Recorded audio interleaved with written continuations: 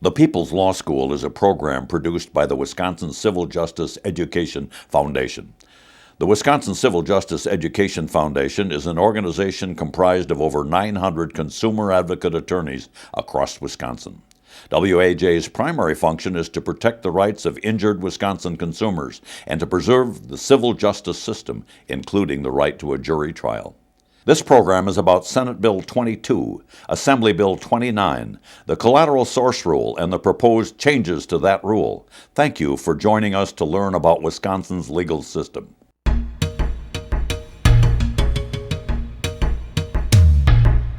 I'm George Curtis. My guest today is a prominent Green Bay trial lawyer. His name is Ed Vopal. He's past president of our organization, and he's a trial lawyer that has been. How many years have you been in the work for injured people, Ed? About 20. And very successful with a very successful firm, Habush, and Rotier. Welcome to the show. Thank you so much for having me. Well, thanks for coming down. The legislature and the governor have not been real kind to the people we represent over the last couple of years.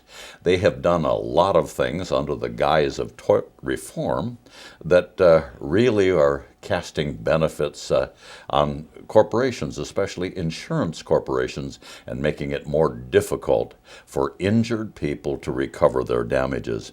And now we have another crisis facing it at this particular moment called collateral source. What's collateral source?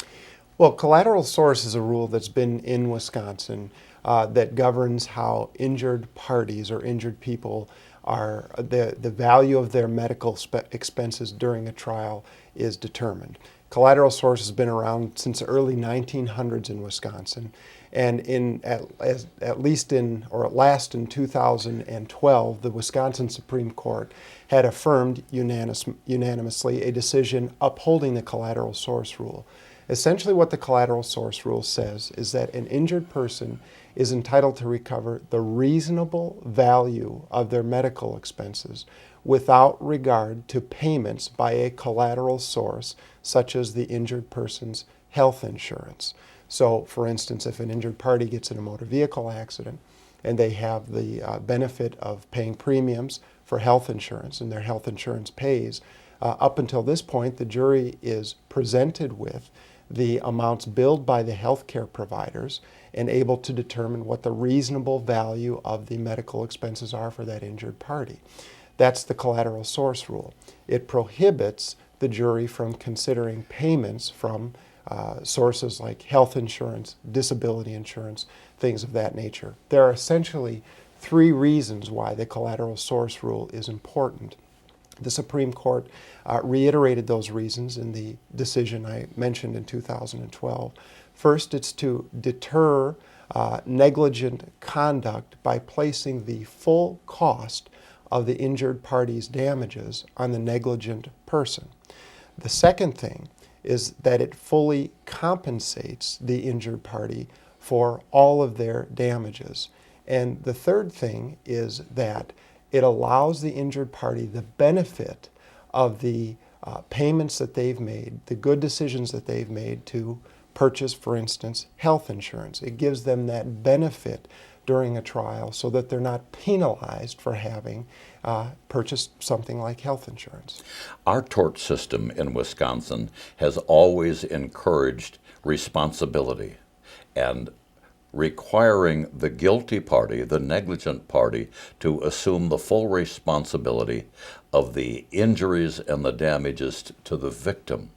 However, under our system, we can protect ourselves by having first-party coverages.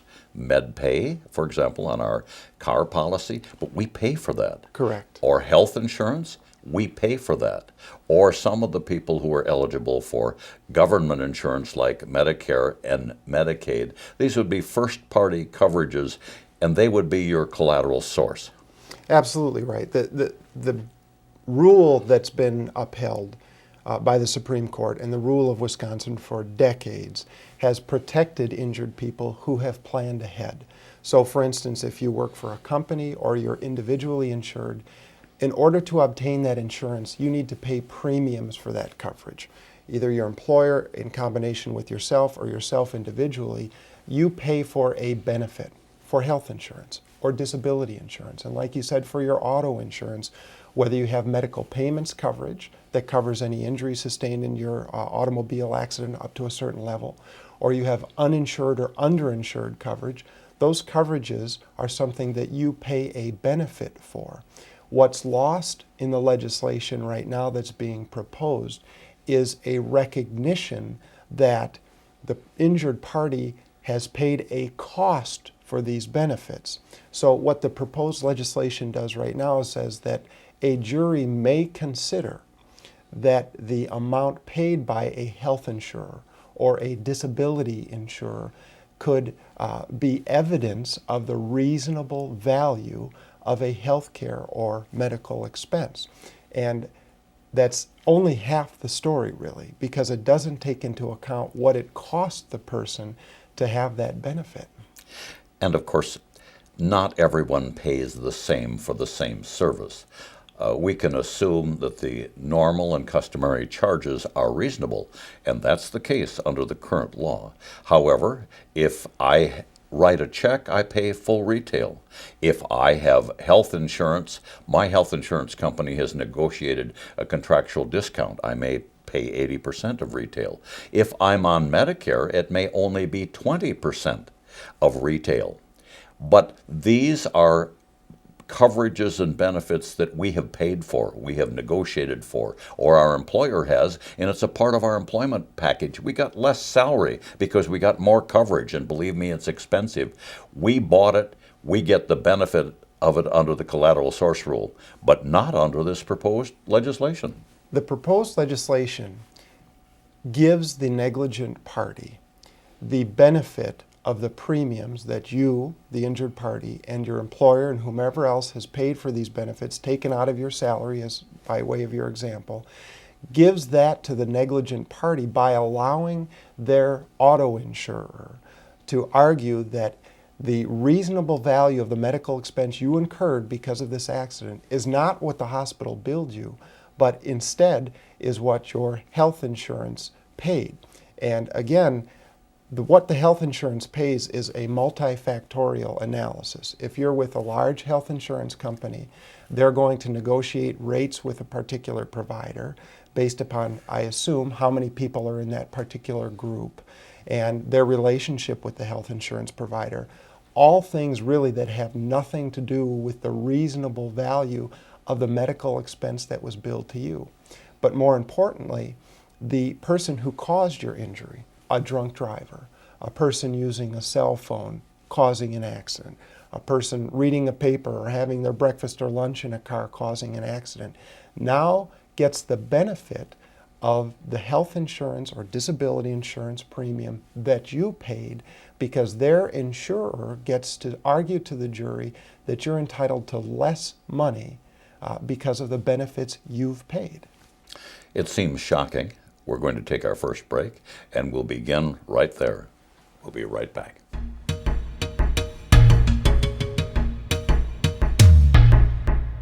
Each year, Americans fill 4 billion prescriptions, but as much as 1/3 of that medication will never be used.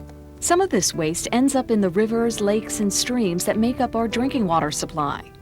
The United Water Foundation and the National Community Pharmacists Association have partnered to bring you a simple solution. Dispose your meds responsibly. Go to disposemymeds.org to find a participating pharmacy and to learn more. A public service message from the United Water Foundation and NCPA. My limit is 2, and I always make sure to eat something. If I'm out for several hours, my limit is 3. I know my limit is 1. Until I'm 21, my limit is always 0. Alcohol affects people differently, but the legal limit is .08 for everyone over 21. In order to be safe and stay well below the legal limit, it's important to know your limits and know the law. To find out more, go to responsiblelimits.com.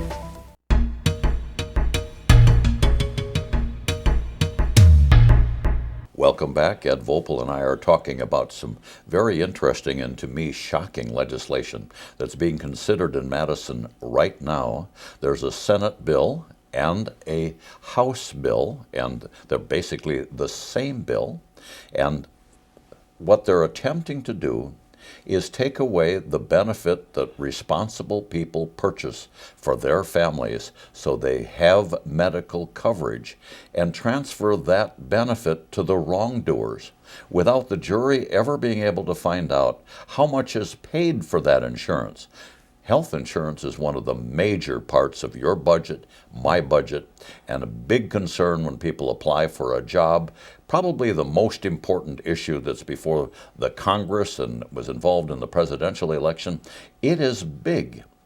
In the past and under the current collateral source rule, if you bought it, you paid for it, you made a sacrifice to own it, it was yours. But this law tries to change that benefit and transfer the benefit to the wrongdoer or the wrongdoer's insurance company. Do I get it right?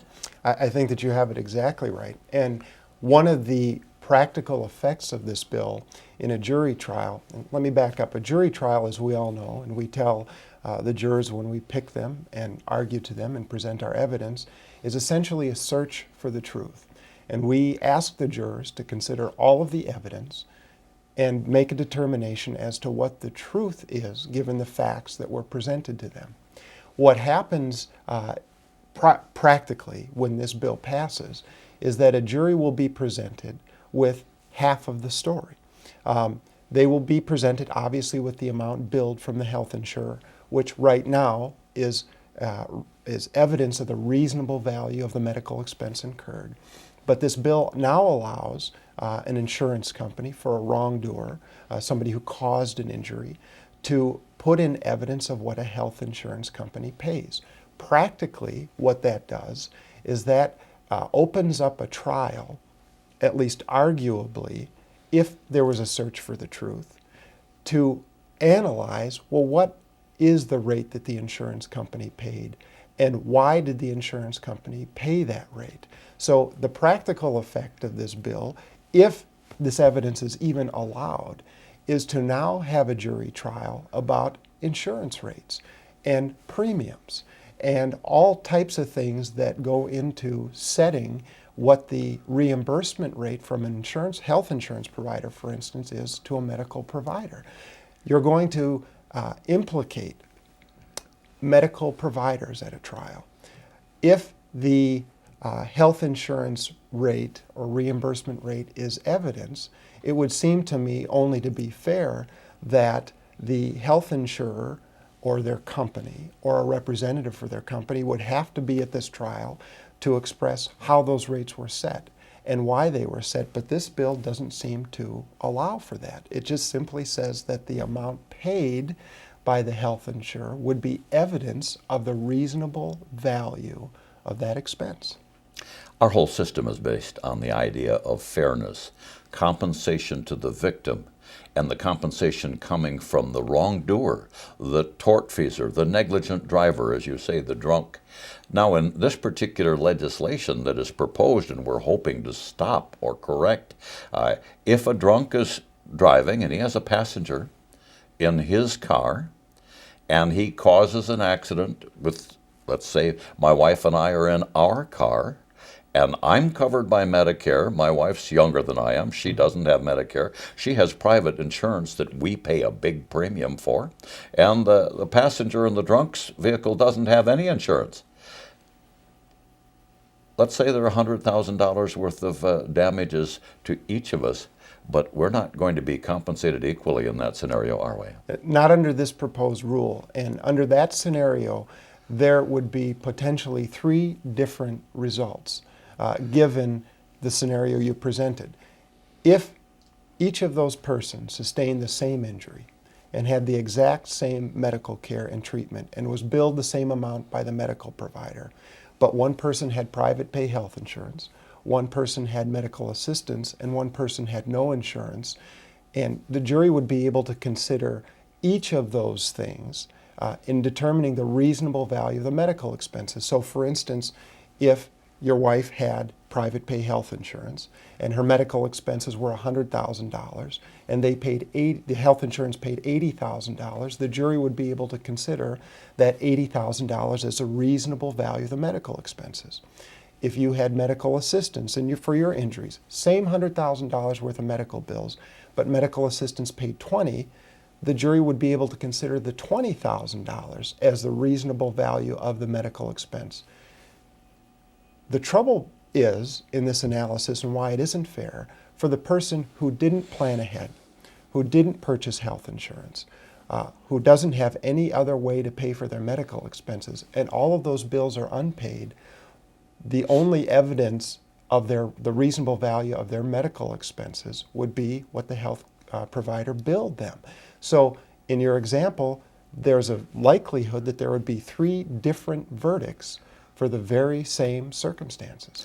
And worse than that, the benefit of the proposed system goes to the people who didn't make the effort and pay the money for health insurance, and it goes to the guilty party who caused the accident, just the opposite of what our justice system has stood for the last 100 years. That's exactly right. We want to, as citizens of Wisconsin and hardworking people, we want to reward those people who work hard, who plan ahead, who take care of their families.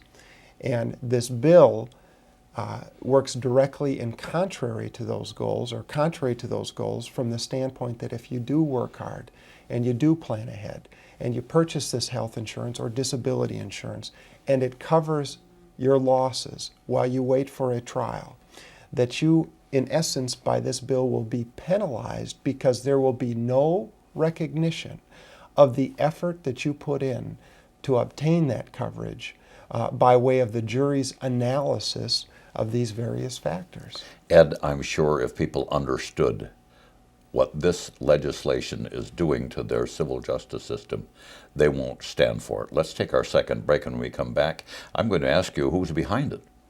We'll be right back.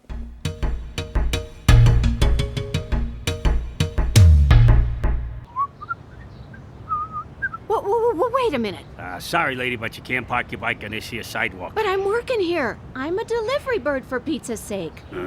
Later that night, Pinky got together with all of her fellow delivery birds, and they formed a special interest group. We've got to overturn this law that says delivery birds can't park their bikes on the sidewalk. Who's with me?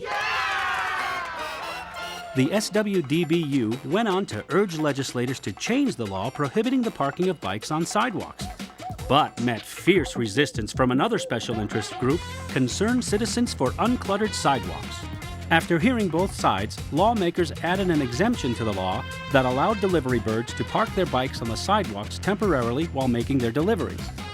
Both groups called the decision a success. That's the role that special interests play in our democracy, giving voice to groups of like-minded individuals so that everyone's ideas are represented in our government.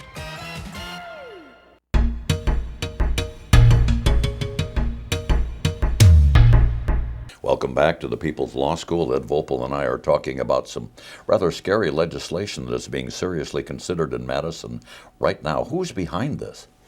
Well, we believe that the groups like the Wisconsin Manufacturers and Commerce group and other groups who have insurance interests in mind are proposing bills for what they believe to be overcompensation of plaintiffs, which is a preposterous way to phrase it when you look at the cost to the injured party of obtaining benefits like health insurance. Well, you and I have represented injured people for between us 75 years, and we know that in this entire process, the injured people are suffering a real hardship. Their bills aren't being paid, they're missing salary, their expenses have gone up, their income has gone down, the providers have to be paid, and the providers aren't always being paid. This bill, if it passes, is going to have a great impact not only on our practice of trying to keep families afloat while this case is pending, but also on the providers who are providing medical service, and they have to be paid too. What do you see these impacts? That's an excellent question, because one of the effects of this bill at a trial will be to implicate healthcare providers, hospitals, doctors, therapists, people who provide bills, and bill the injured party. The rate that they have determined is reasonable. They will be asked potentially to come to a trial and justify their billing rates. Right now, there's a Wisconsin evidentiary rule, as you know, that presumes that the amount billed is the reasonable value of the medical expense the injured party incurs.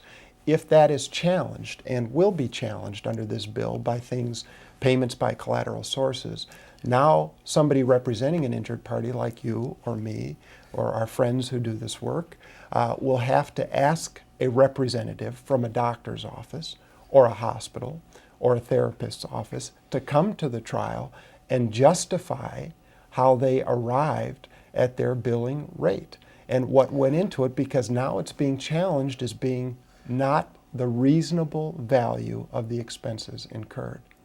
What an imposition on the medical people, who right now are very much overworked and realistically underpaid because so much of their service isn't covered by insurance or is covered by government insurance, which is a fraction of their real cost.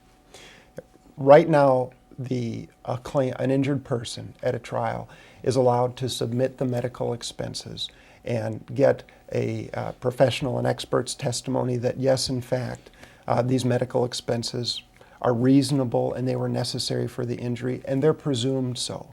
Once that's challenged by the provisions of this bill, it will bring the doctors and the hospitals and their administrators into the mix at a trial again to try to defend their business practices. And in Wisconsin, we have the benefit of having a competitive medical health care marketplace, and one would presume that the medical care providers are trying to be competitive with their rates, and now all of that is going to be challenged.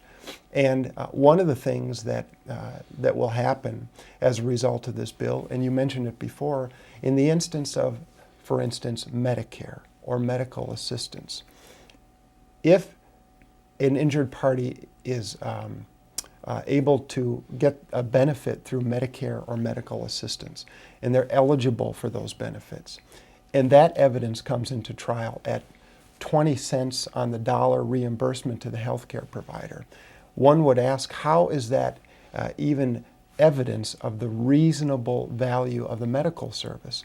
And is it going to implicate our government workers to come to personal injury trials to discuss with the jury how Medicare and medical assistance and those rates are set for reimbursement to healthcare providers? It will potentially put a significant burden on the system if that analysis is undertaken with the passage of this bill. Absolutely. I'm on Medicare simply because of my age. I am amazed every time I receive a medical service that I am treated with professionalism and conscientious efforts by excellent doctors, and they're losing money every second I'm in their presence.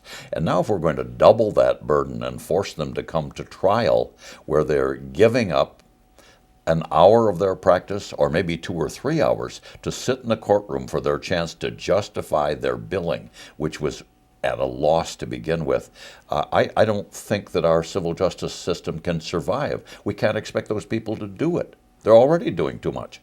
Well, again, the overriding concern, and I agree with your presentation and your thought, the overriding concern is, in Wisconsin, we want to put the responsibility for causing these injuries on the negligent conduct of the person who caused an accident or was the wrongdoer in a circumstance. We want to protect the injured person by giving them the benefit of the health insurance, the